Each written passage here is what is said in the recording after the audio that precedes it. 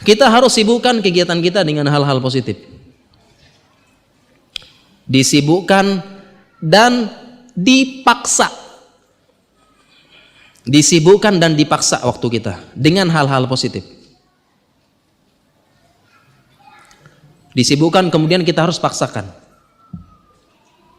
Kenapa? Karena Ibnu Qayyim membuat satu kaidah penting. Beliau mengatakan wa nafsuka in ashghaltaha bil haq wa illa ashghalatka bil batil.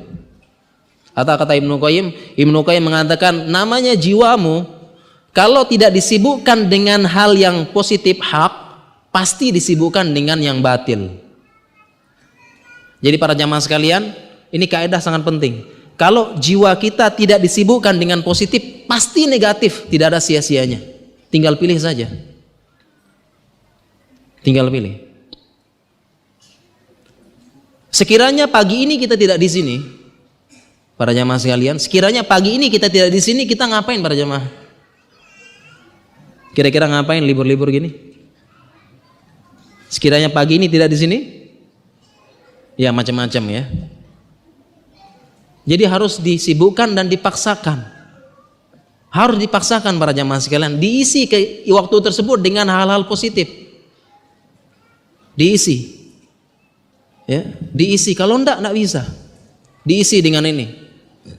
Dipaksakan. Oleh karena itu kadang-kadang perlu dipaksakan. Ustadz, saya daftar belajar bahasa Arab Ustadz. Dipaksakan. Masalah istiqomahnya nanti, paksa dulu. Ustadz saya datang, Ustadz saya pengen belajar tahsin setiap maghrib. Daftar dulu pokoknya, masalah enggak, yang penting sudah. Kadang-kadang perlu dipaksakan. Dipaksakan. Datang kajian dipaksakan, ikut program dipaksakan, ikut dulu. Jadi harus positif. Kemudian para jemaah sekalian, tips yang selanjutnya cukup penting.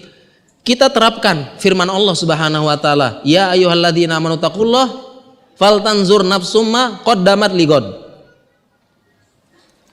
Kita terapkan dari firman Allah, wahai orang-orang yang beriman, perhatikan, bertakwalah, perhatikan apa yang engkau lakukan esok hari. Godan, besok. Perhatikan apa yang engkau lakukan esok. Ini kan perintah Allah dalam Al-Quran, sehingga kita seorang muslim malam harinya sebelum memejamkan mata, kita sudah tahu apa yang akan kita lakukan besok harinya, dari buka mata sampai tutup mata lagi. Jadi dijadwal, sudah terjadwal besoknya ngapain. Mulai dari buka dulu, kayak dari bangun sholat subuh, kemudian menghafalkan sebentar, ini sebentar, kemudian siap-siap ke kantor. Di kantor kemudian ada waktu sebentar, sudah diizinkan sama ketua, sama bos kita sholat duha, di sela-selanya hafal Quran, hafal hadis. Nanti pulang kantor jam 4, habis itu saya pergi mengunjungi keluarga, habis maghribnya kajian, pada isanya ngobrol-ngobrol sama istri, terus begitu. Jadi sudah terencana. Faltanzur nafsumma qaddamat ligot, perintah Allah dalam Al-Quran. Besoknya kita perhatikan apa itu. Jadi sebelum kita pejamkan mata nih malam ini, besok ngapain sudah jelas. Dari sekian sampai udah jelas. Penuh. Dan banyak para jamaah sekalian. Tugas sangat banyak kita. Kewajiban sangat banyak. Belum kita nelpon orang tua, nelpon bibi, itu juga dijadwalkan. Besok jam sekian saya nelpon, besok begini, nanti saya mahasiswa apalagi masih muda, Masya Allah.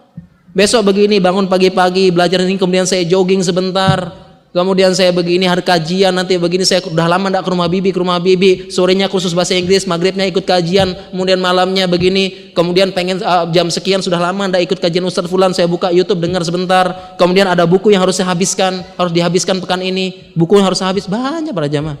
Susun tuh sebelum kita tidur. Bukankah ini perintah Allah dalam Al-Quran? Harusnya kita muslim yang paling berhak. Jangan sampai para jamaah sekalian besok ngapain? Enggak ada. Ngalir saja udah, ndak ada program, ndak ada tujuan, ndak diperhatikan apa yang kita lakukan esok. Ndak ada ngapainnya, sudahlah ngalir saja, santai dan sebagainya, bukan begitu.